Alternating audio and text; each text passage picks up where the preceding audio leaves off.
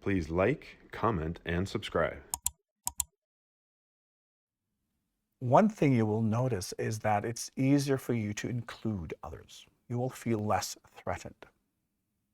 As an individual, of course, we have our belief system, we have our values, all of that, and we like to protect it because, of course, we are right and the rest of the world is wrong.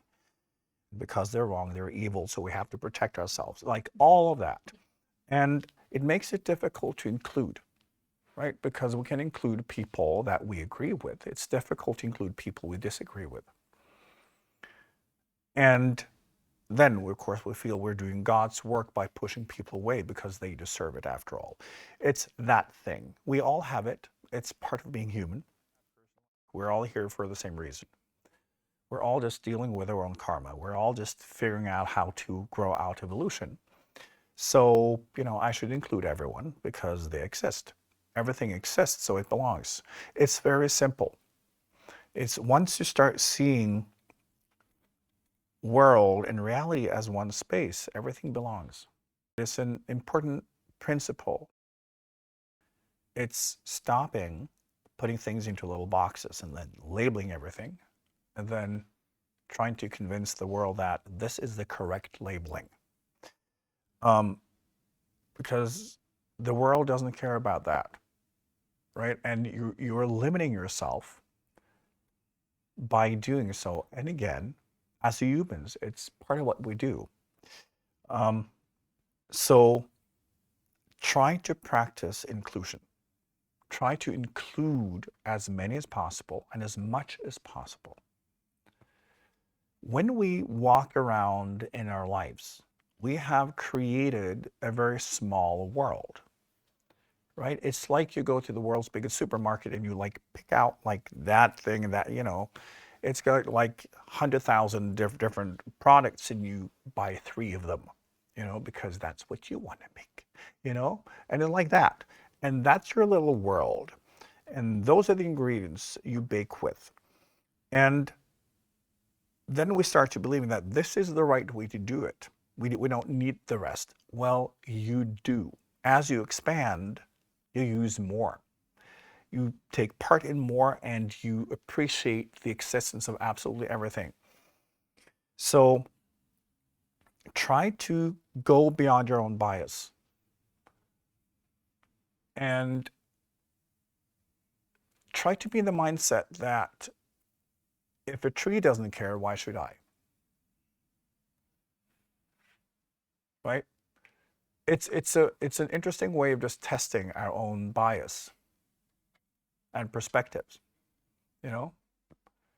because if it's not important to a tree or a mountain, it's probably not universally important, right? So why defend it? Then we know it's just the ego. And yes, we have to make our body survive. We have a lifetime. We need to take care of it. But we can still include everything else. Because when we don't, it's because we feel threatened. Somehow we feel that if we're not pushing others away, it will affect how we live because we want to be right. We don't have to be right. The interesting thing, as I've addressed before, also with the previous stone, integrity, which is interesting when you have people with very strong belief systems and they spend most of their time trying to force others to live by their belief system. It's because they don't live by the principles themselves. If they do, they don't care what other people do. You can see it in religion, in whatever it is. If you are in a state of integrity, where you actively live your value system, you don't care what other people do. It's when you don't live your own value system that you are convinced that everybody should live by your rules. And you feel threatened because you want to be right. Being a right is a substitute for integrity. You only need to be right when you are not living your individual understanding of truth.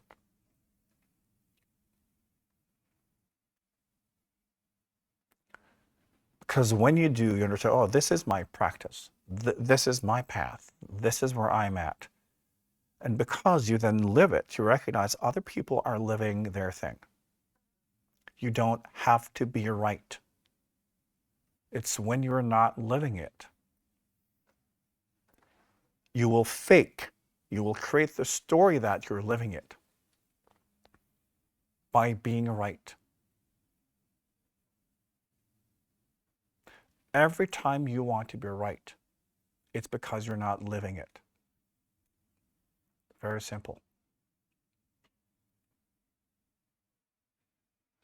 And every time you want to be right, you can't include because you're being threatened by others. And why are you being threatened? Because you're not living what you claim to be true.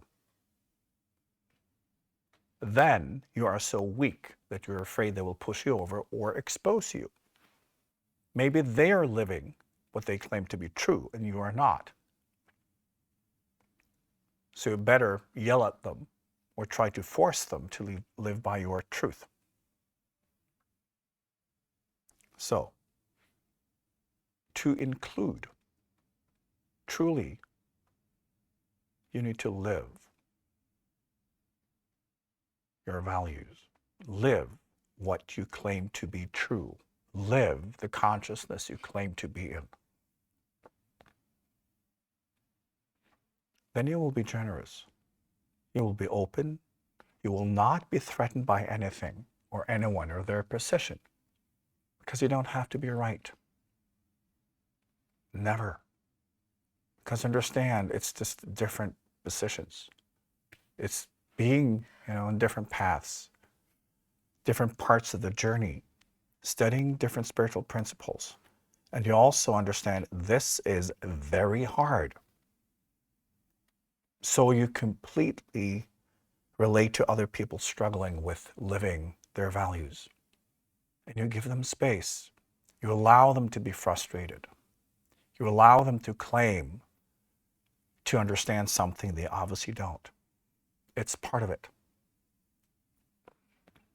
To me, this is at the core of what spiritual practices are about. And it's such a simple way of checking ourselves. Whenever you want to be right, you're not living it.